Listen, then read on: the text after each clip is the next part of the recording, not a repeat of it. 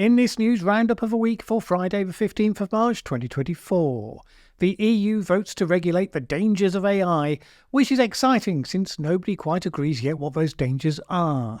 The US Congress votes to force TikTok out of the hands of China or else to shut it down, which is a bigger deal than it seems when it comes to the battle between the superpowers.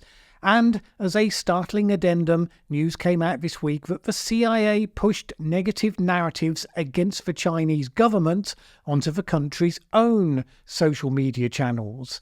Exactly what US lawmakers fear from China via TikTok. That's what we're going to discuss in this video. The European Union did what Europe often does, which is to wade into regulating technology slightly before they understand it. Yes, that's why billions of human hours have been expended on clicking away boxes that ask if you're okay with cookies on every single website you ever visit. Nevertheless, it's fair to say that the stakes are higher in this case. The Artificial Intelligence Act is Europe's vehicle for getting ahead of potential AI instances that would create harm, with its special focus on the precautionary principle. The Act was passed with 523 votes for, 46 against.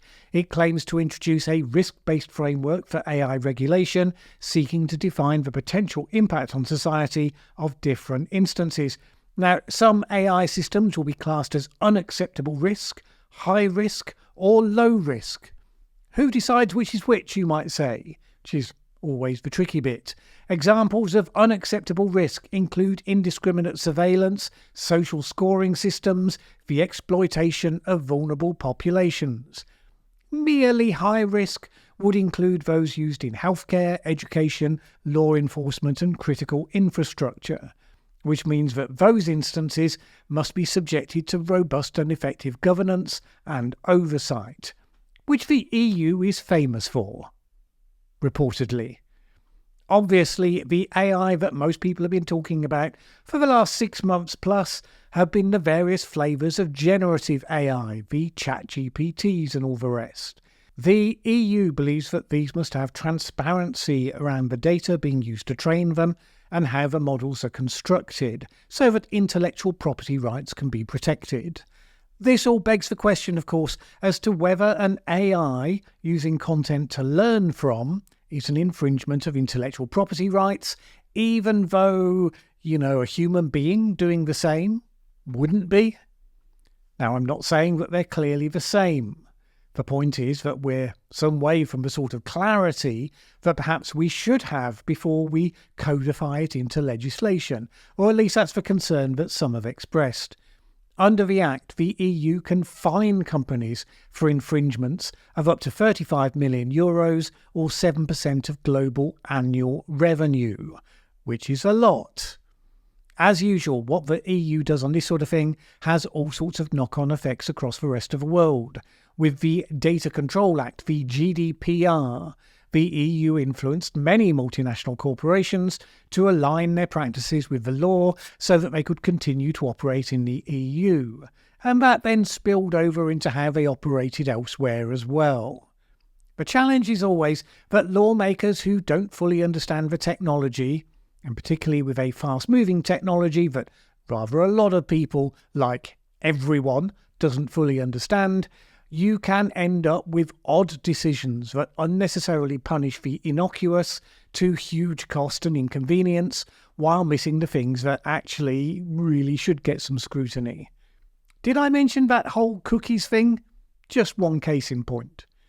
The concern over this legislation for a technology widely expected to be one of the key drivers of wealth in the next couple of decades is that European AI companies will have innovation stifled and be unable to compete. The EU does not have a huge base of innovative, dynamic companies shaping the world, and some would address that its bureaucratic approach to anything that looks like risk is exactly why. Certainly, tech giants and startups alike have been lobbying hard against some of the proposed measures, and they know that there needs to be safeguards, but they desperately don't want it to be at the expense of their ability to move fast. Being rather restrictive about how data gets shared around the world via GDPR, well, that's one thing. but this is much more central to processes that matter a great deal to governments as well as corporates, so I wouldn't be too quick to presume that the EU gets to define the framework for how AI governance is established worldwide. It's rather going to depend on how the Act gets implemented and what turns out to be the wholly inevitable unintended consequences.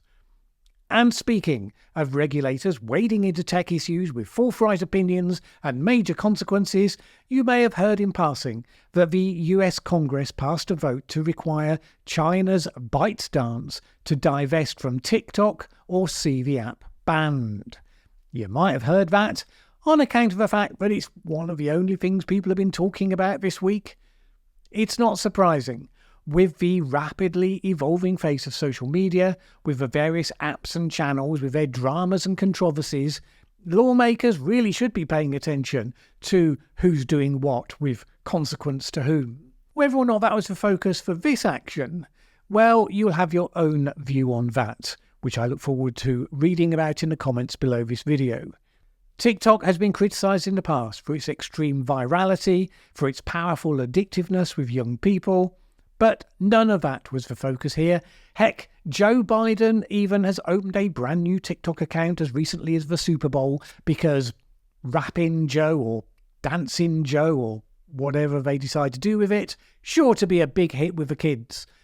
No, rather it was the old suspicion that ByteDance, the Chinese parent company of TikTok, is basically an agent of the Chinese Communist Party, spying on the kids and the lawmakers and everyone else. Not only that, but whispering dark thoughts into their brains, especially with a view to the coming 2024 election, which is not beyond the bounds of possibility. And it turns out to be the one issue, in the whole of the United States of America, the single thing currently capable of winning a broad cross-party coalition of support. In Congress, the bill was introduced to force ByteDance to sell TikTok to an American company, or at least not a Chinese one, or to face a ban in US app stores where one imagines a rather large proportion of its users tend to reside. The vote was passed with 352 votes for, just 65 against. This in spite of the fact that the official GOP presidential candidate for 2024, Donald Trump, actually came out against the bill, having previously attempted to ban TikTok during his first term. Now the bill goes to the Senate, and there have been mixed opinions about whether it will sail through there or whether it will get gummed up or ultimately killed off. GOP senators seem less inclined to waive the bill, which rather emerged from nowhere at short notice, through on its way, for reasons such as freedom of speech, the fact that TikTok is used by millions of young people and some people think it might be good not to piss them off just before an election. Of course, there are many creators in the US, not to mention small businesses, who have come to depend on TikTok as a primary way that they make income. TikTok's algorithms have been in a class of their own when it comes to pushing products that are highly personalised to the interests of individual consumers. Something like 7 million small businesses in the US use it. All of those businesses right now are feeling a bit nervous. Some could move to rivals should the ban take place, such as Instagram shopping, but many would take a hit because those alternatives are not as effective, or at least not for now. And it may have crossed Trump's mind. As I always say, I'm not a mind reader, but it crossed my mind that if China were to seek to influence the course of a 2024 election, there's a reasonable chance it would be in his favour, whereas the US-owned alternatives, with the exception of Elon Musk's Twitter, very likely to be the exact opposite. If the bill actually were to become law, and Joe Biden has said he'll sign it if it gets to him, it would set an interesting precedent for how the US approaches the regulation of foreign tech companies. As for the EU approaches, likely to have a far-reaching ripple effect, the full nature of which we won't know until it's well advanced. Now, China has, of course, been complaining bitterly about how its company is being treated, claiming that the idea that ByteDance is at its beck and call is just a lie.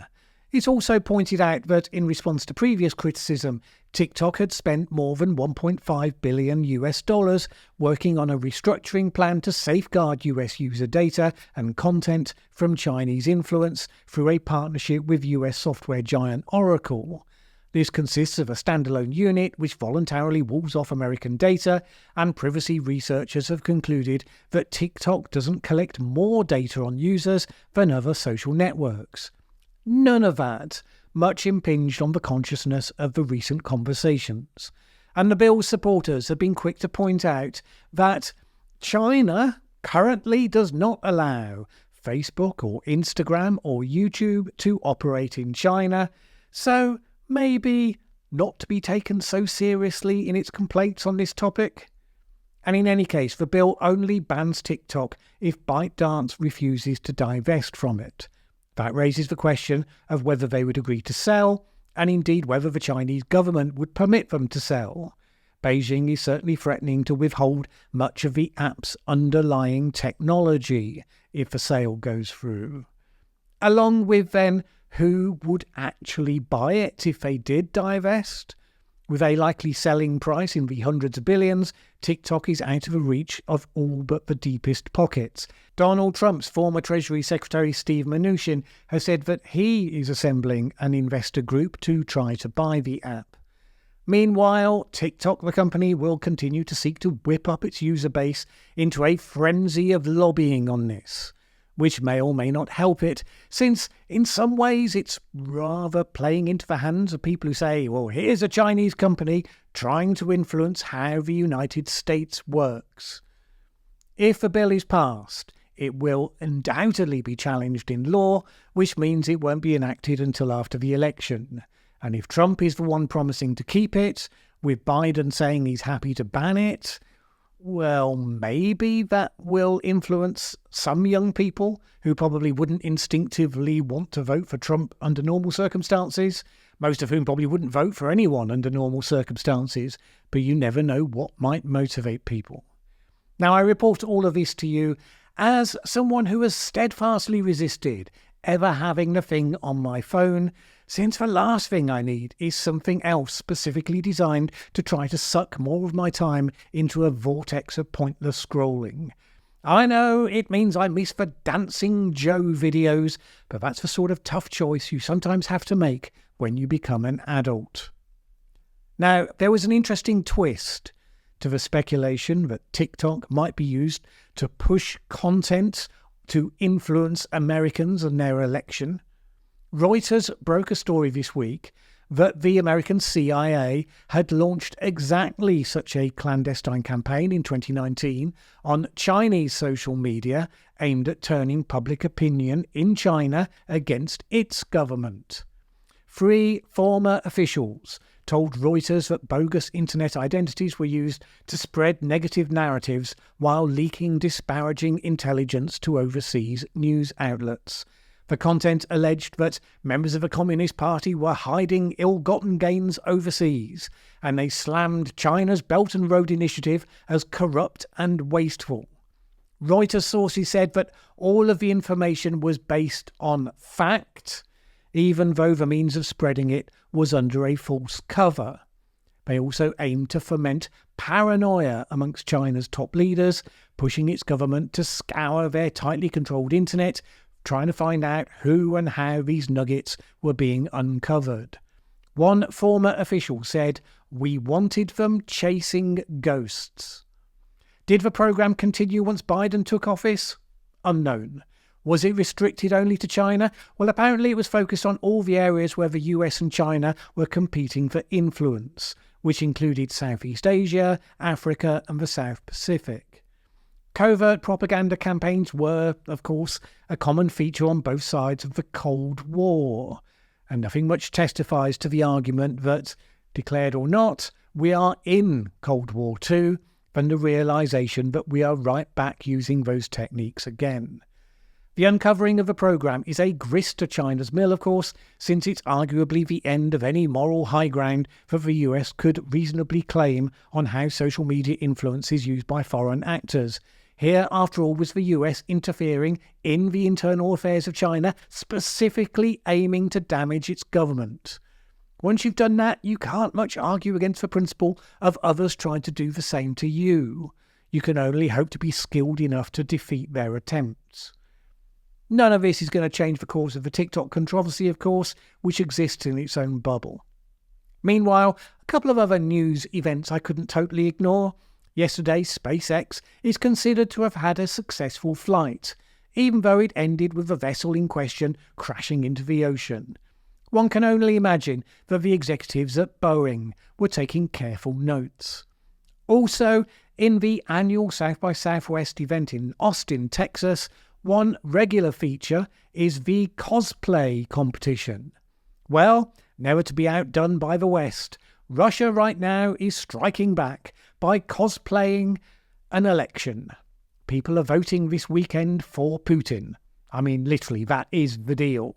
Any serious challengers are imprisoned, exiled, or dead. The non-serious challengers are so non-serious that they openly state that they really don't want to win the election. Thank you very much. Expect some token resistance. Supporters of Navalny are planning to turn up to all vote at the same time on the Sunday to protest the rotten process. There's been some early protests as well, but basically it is a done deal, as we all know. My thanks as always to the people who support this channel on Patreon. As you know, I could not produce these videos without that support. If you would like to add yours, please head on over to patreon.com/Mallen Baker. It is always appreciated. Either way, have a great week. See you next time.